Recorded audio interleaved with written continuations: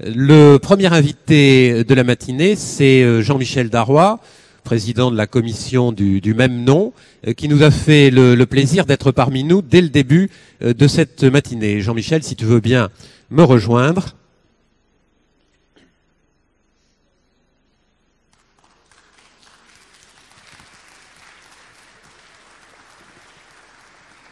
Tiens, installe-toi là, tu t'installes là. Oui, Jean-Michel Darrois nous fait l'amitié d'intervenir ce matin.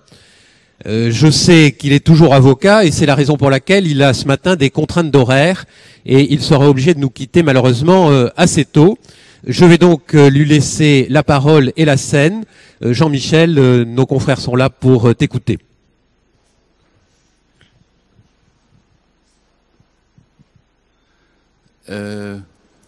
Monsieur le Président, Messieurs les Présidents, Messieurs les bâtonniers, mes chers confrères, surtout cher Pascal et cher Christian, c'est un plaisir, un honneur bien sûr, mais un plaisir surtout de parler aujourd'hui devant vous, notamment puisque votre présence ici marque une tendance à la réunification de notre barreau, comme nous l'avions souhaité dans le rapport élaboré par mes collègues, mais comme d'ailleurs vous l'aviez anticipé, puisque cette idée vient, je crois, du bâtonnier de Paris. Et la présence du bâtonnier de Paris et du président de la conférence des bâtonniers, ici, en fonction, est la première marche, sans doute, vers une ambition que vous trouverez tout au long de notre rapport, qui est de tendre le plus possible à unir notre profession. Lorsque le président de la République m'a confié cette mission, je savais que notre profession était divisée, parfois déchirée. Et à l'occasion des nombreuses auditions de confrères à Paris, en province, de représentants des institutions, des syndicats, j'ai constaté combien cette césure était encore plus profonde que je le pensais. Notre profession, certes, se rassemble autour de valeurs, nous y reviendrons tout à l'heure, mais on constate combien elle est divisée dans son exercice, dans sa situation économique. Et nous sommes, avec mes collègues, arrivés à la conclusion que, sous le nom d'avocat, travaillaient des hommes et des femmes qui exerçaient des métiers éloignés les uns des autres, beaucoup plus éloignés encore que nous ne le pensions. Cette division fait que notre profession est affaiblie. Elle est affaiblie auprès des pouvoirs publics, auprès du Parlement, sans doute aussi auprès de l'opinion publique, puisque nous avons un mal considérable à trouver des positions communes. Et parfois même, et cela parfois crée de l'ironie chez nos interlocuteurs, non seulement à un même moment, les différentes institutions ne tombent pas d'accord entre elles, mais en plus, dans le temps, les positions de chacune des institutions peuvent évoluer. Et cela nous affaiblit beaucoup auprès des interlocuteurs qui décideront de l'avenir et du sort de notre profession, alors que nos amis, les notaires, eux, sont unis, parlent d'une même voix et, de ce fait, exercent auprès des pouvoirs publics une influence bien supérieure à celle des avocats, ce qui explique sans doute qu'ils reçoivent des pouvoirs publics un accueil habituellement plus favorable que celui qui nous est réservé. Tout à l'heure, vous parlerez de l'acte d'avocat. Et le professeur Christophe Jamin, qui a été l'un des membres les plus importants de notre commission, vous dira ce qu'est cet acte d'avocat. Mais peut-être qu'aujourd'hui, et même si certains d'entre vous m'ont déjà beaucoup entendu, et je leur suis reconnaissant, en dépit de leur matinale, de venir à nouveau écouter ce que je leur ai déjà dit, il est peut-être utile de vous dire pourquoi nous nous sommes orientés vers un acte d'avocat. Et pourquoi nous n'avons pas cru possible de répondre à la demande pressante de beaucoup d'avocats qui souhaitaient la fusion entre les notaires et les avocats. Pourquoi cette fusion n'a pas été envisagée dans le rapport? Essentiellement parce que les auditions auxquelles nous avons procédé auprès d'associations de consommateurs, auprès de chefs de petites entreprises, auprès de présidents de grands groupes, nous a démontré de manière indiscutable que si les avocats, en majorité, souhaitaient cette fusion, l'opinion publique, les clients, ne la souhaitaient pas. Les parlementaires que nous avons entendus, et dont certains étaient présents au sein de notre commission, majoritairement, n'étaient pas non plus favorables à cette fusion. Alors, nous aurions pu, pour nous faire plaisir, recommander cette fusion. Il nous est apparu que cette satisfaction personnelle, un caractère onanique, n'aurait pas trouvé de traduction et que donc elle aurait sans doute discrédité l'ensemble du rapport. Pourquoi l'opinion publique ne souhaite pas cette fusion?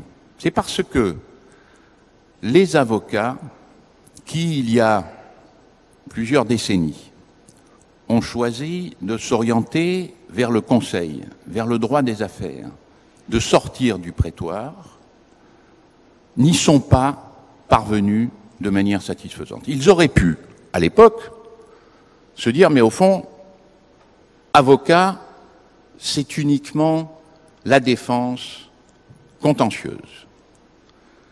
Et nous ne nous rapprocherons pas des conseils juridiques. Ce n'est pas l'option qui a été prise à l'époque par notre profession.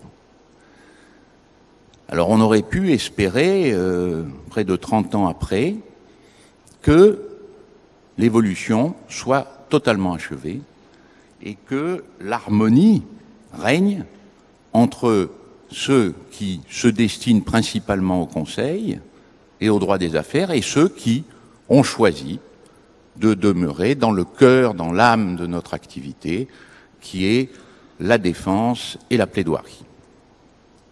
Et en réalité, nous avons constaté que, d'abord, certains de nos confrères qui souhaitent s'orienter plus vers le droit des affaires ont du mal à le faire et sont confrontés à la concurrence d'autres professionnels, comme par exemple les experts comptables. Nous nous sommes demandé pourquoi on était en face de cette situation et pourquoi les avocats n'avaient pas davantage pénétré le monde économique et le monde des affaires. Et là encore, les auditions auxquelles nous avons procédé nous ont apporté une réponse. Et peut-être Christophe Jamin vous confirmera tout à l'heure que parfois c'était un peu comme, vous vous souvenez de l'inspecteur Bourrel, une expression et on se disait « Ah ben oui, bien sûr, voilà la réponse à la question que nous nous posions depuis si longtemps. » Et l'un de ces déclics a été l'intervention et l'audition en pleine crise économique et financière des représentants de la CGPME, c'est-à-dire de la Confédération Générale des Petites et Moyennes Entreprises.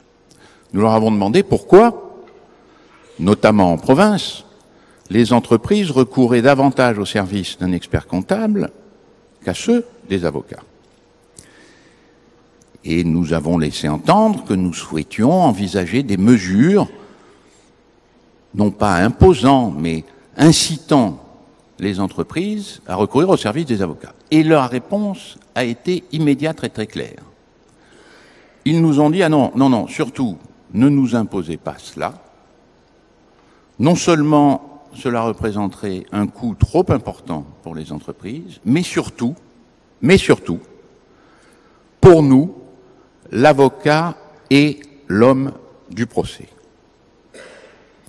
Et pour moi, je ne sais pas ce que ça a été pour toi, Christophe, mais ça a été une révélation.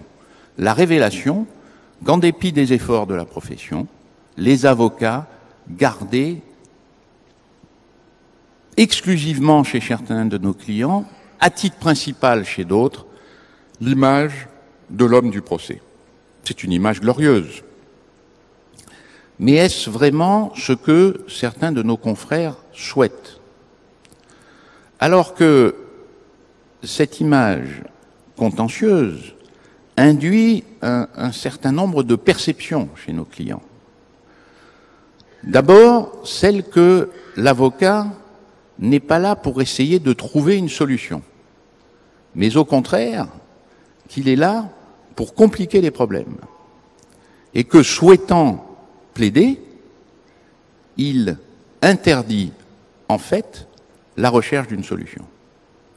Un jeune entrepreneur que j'ai entendu, mais tu n'étais pas là, Christophe, m'a expliqué qu'il avait voulu créer une société dans l'Internet avec un de ses copains, et lorsqu'il avait dit à son futur associé qu'il souhaitait venir discuter accompagné de son avocat, son associé lui a dit « Ah non, pas d'avocat ». Pourquoi ?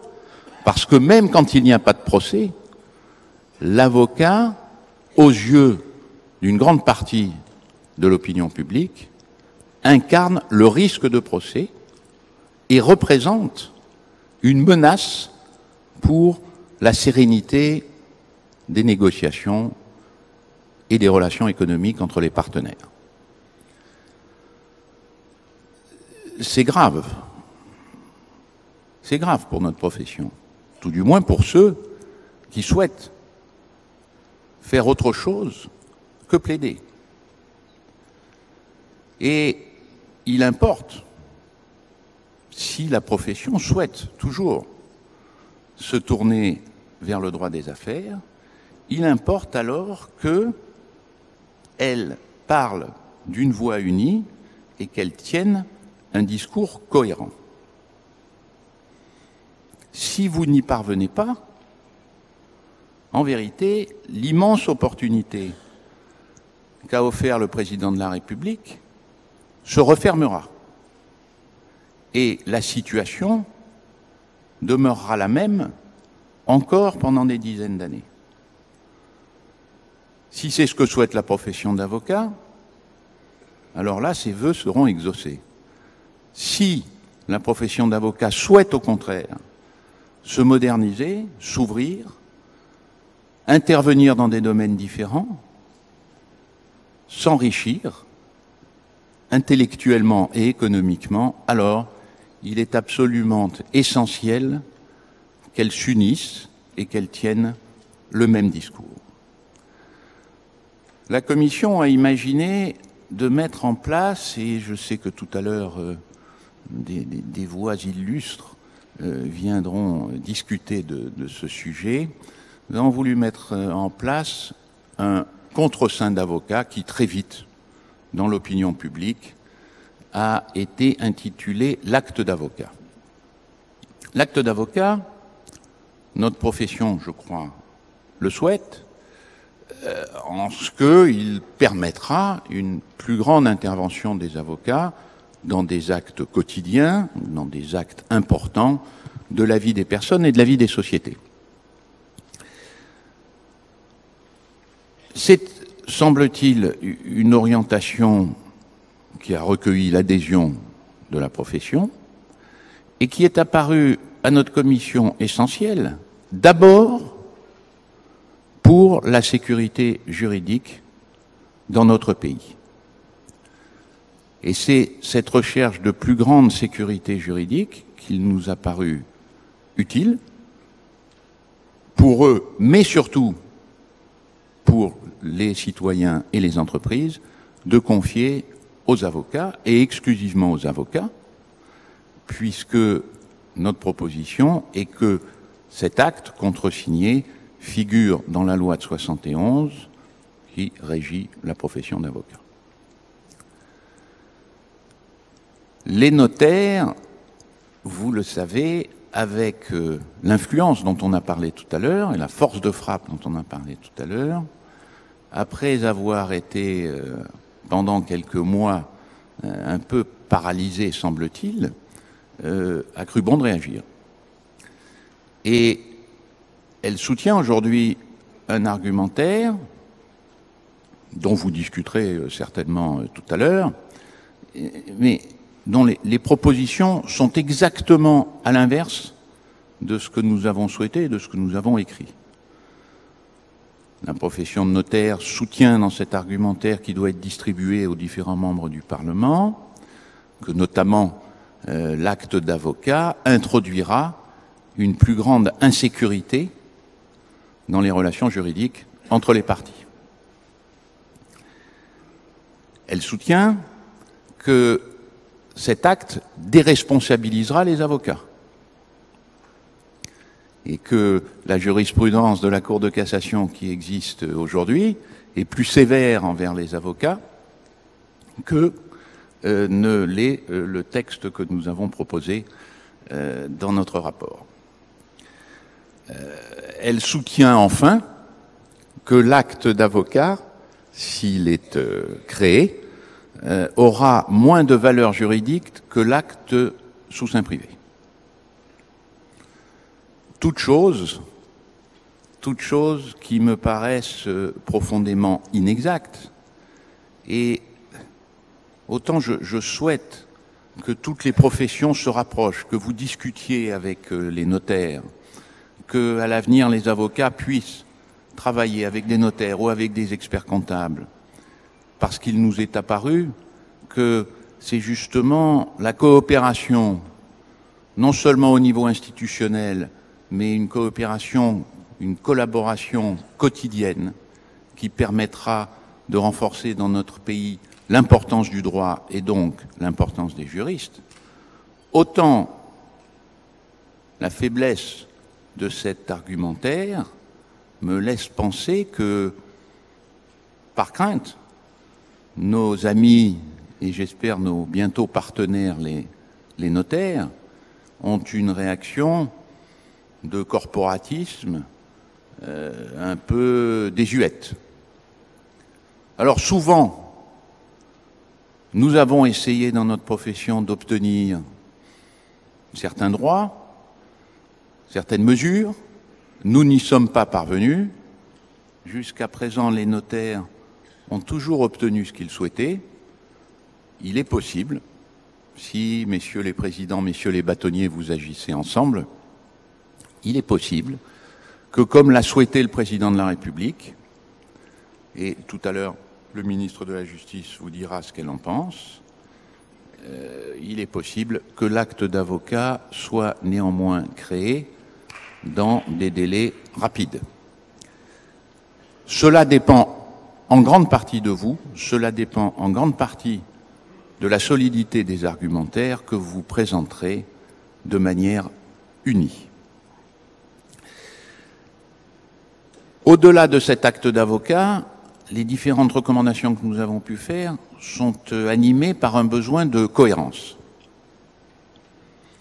La cohérence, c'est de moderniser les professions et de leur donner plus d'importance au sein de notre société.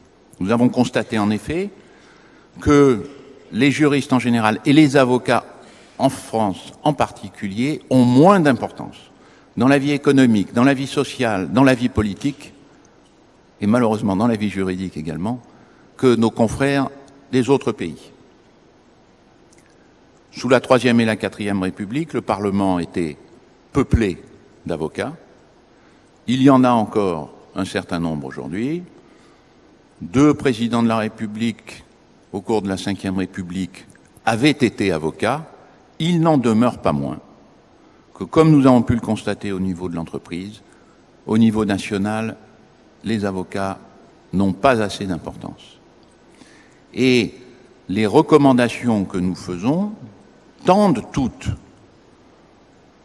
par la création d'une grande communauté de juristes, à l'intérieur de laquelle, par leur nombre, mais aussi par leur talent, les avocats sont destinés à occuper une place essentielle, nous pensons qu'il est possible d'améliorer les choses et de nous donner plus d'importance. Pour nous donner plus d'importance, il faut évidemment que notre formation et celle de nos partenaires soit la meilleure possible, mais il faut aussi qu'elle soit regroupée.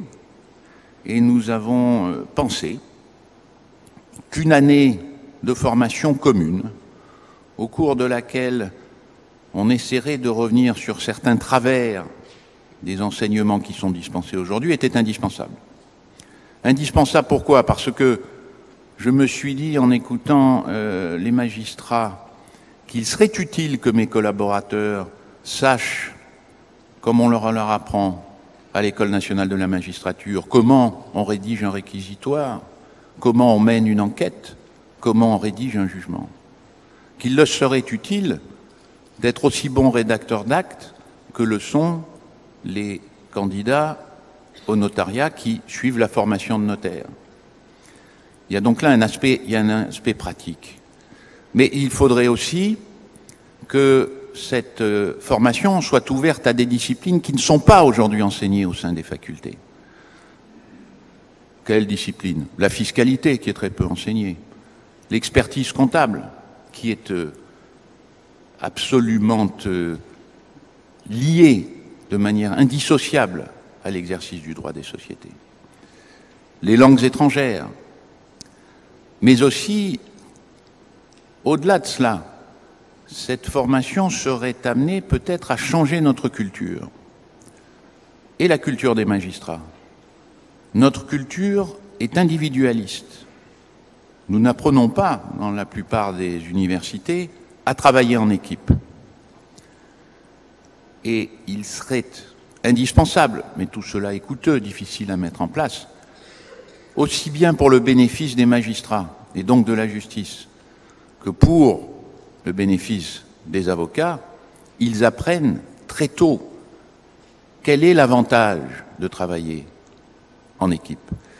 Et cela permettrait peut-être de ne plus entendre certaines phrases que j'ai entendues au cours de notre mission.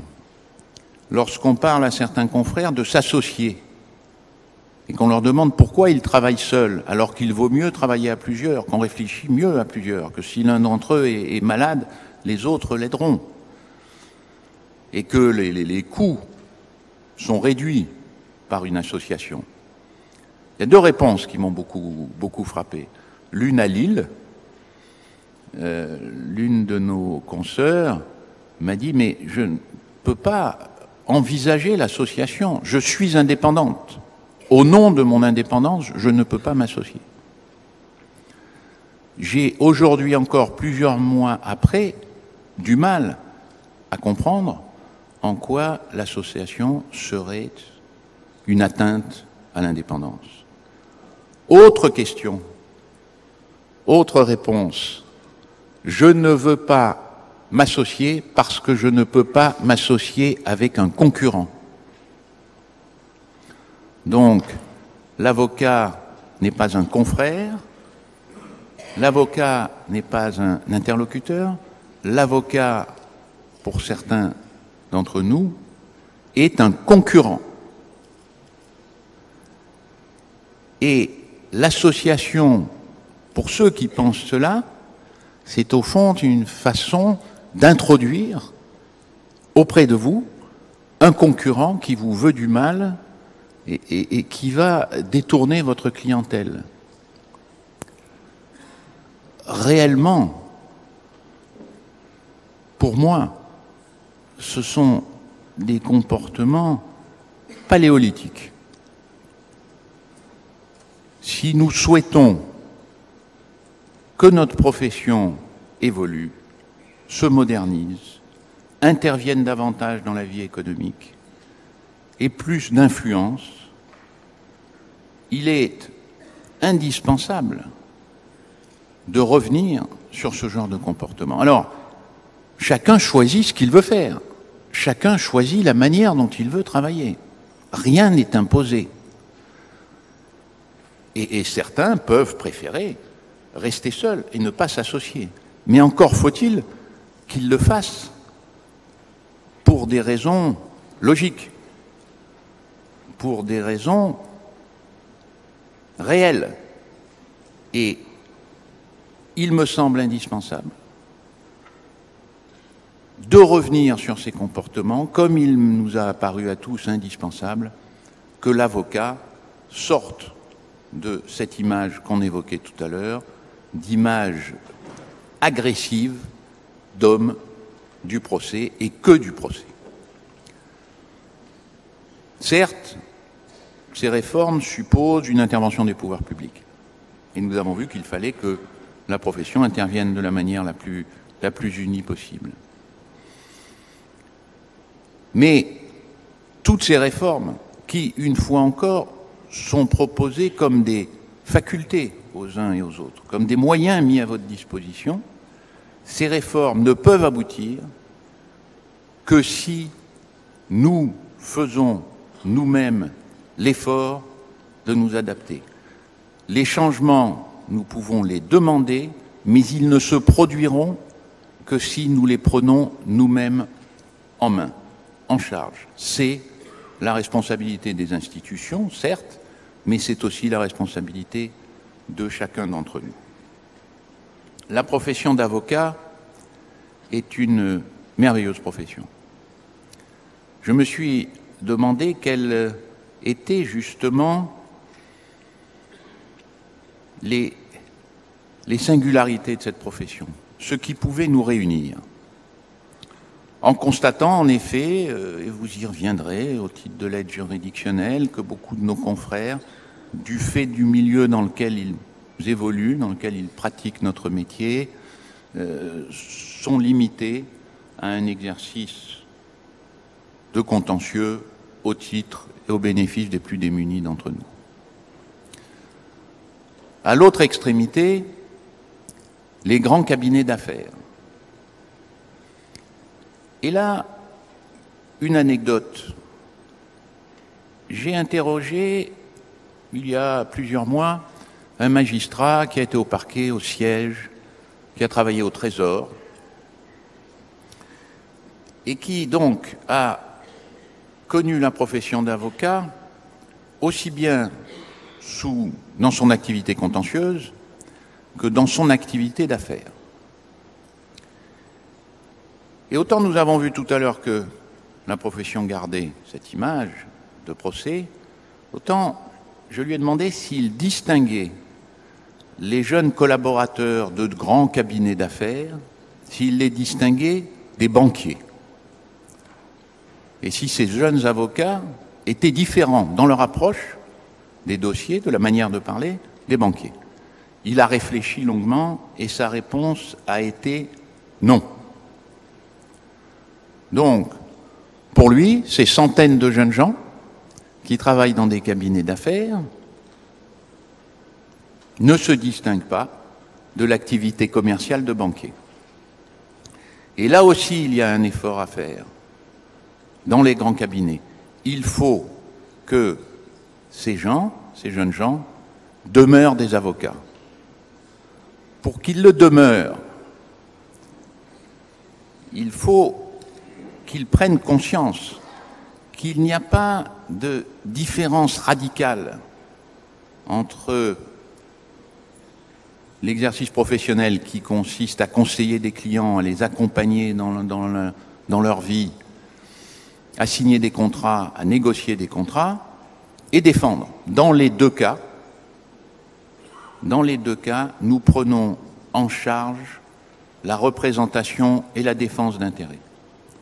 Dans les deux cas, nous intervenons, que ce soit pour les individus ou pour les entreprises, dans des moments importants, sinon tragiques de la vie.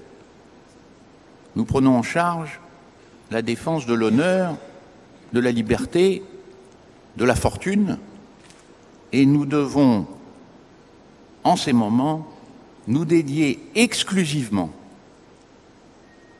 à la défense de notre client. Aucun autre élément ne doit venir interférer sur la manière dont nous travaillons. Le seul objectif, c'est la meilleure défense possible des intérêts de notre client. Et au fond, mais c'est ma réflexion personnelle, je crois que c'est cela qui unit notre profession et en fait, dans la société, un élément aussi important du bon fonctionnement de la démocratie, de la paix sociale et du développement économique. Alors malheureusement, cette commission m'a beaucoup détourné de mon métier. Il me reste quelques rares clients. L'un d'entre eux est en train de piétiner à la porte de l'autorité des marchés financiers en m'attendant. C'est pourquoi, avec beaucoup de regrets, je suis obligé de vous quitter et vous remercie de votre attention.